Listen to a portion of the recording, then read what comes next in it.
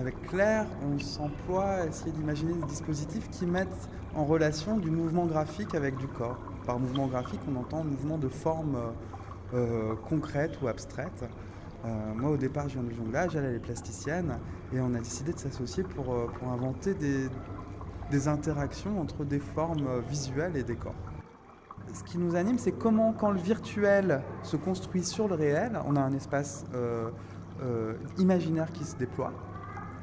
Ensuite, c'est comment on peut casser le cadre de l'image, dire que l'image, c'est plus une image qui est enfermée dans un cadre, comme le cadre de la télé, le cadre du cinéma, mais qu'on peut transformer l'image en un territoire. C'est ça qui nous intéresse, faire en sorte que ce soit un espace où le corps puisse exister.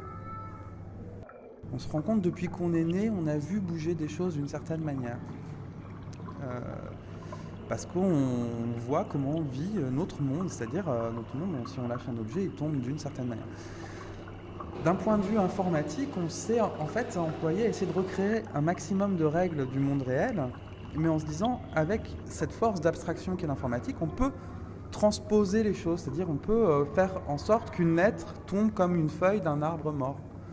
Et c'est dans ce décalage-là, c'est dans cette transposition-là qu'il y a un espace qui s'ouvre. Ça, c'est une vieille histoire de jonglage. Au Moyen-Âge, on n'envoyait pas des objets en l'air à cette époque-là, ils déclamaient des textes dans la rue. Des troubadours de mots qui s'appelaient des jongleurs, jonglaient avec des mots et des lettres. Donc là, en alliant la gravité et les lettres, on a juste tissé le petit lien qui manquait entre le jonglage contemporain, qui peut être une forme très abstraite de danse, et ce passé vraiment basé sur le langage.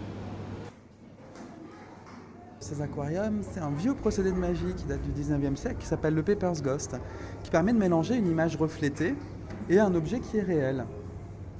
Et là, donc on a voulu travailler sur la coïncidence entre ces deux espaces-là, la coïncidence entre le réel et le virtuel.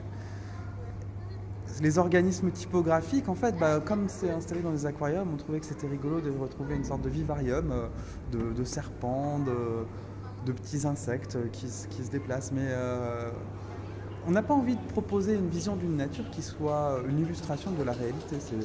Ce qui nous intéresse, c'est le décalage par rapport à la réalité, c'est d'avoir ce rapport au-delà de la réalité, donc de transposition entre des lettres en mouvement et du mouvement réel.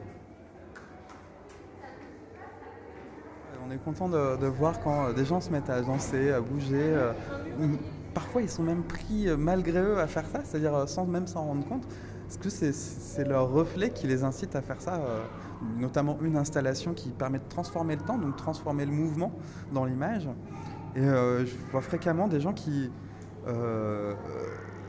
priaient dans l'image de ce qui leur est renvoyé, se mettent à danser dans tous les sens.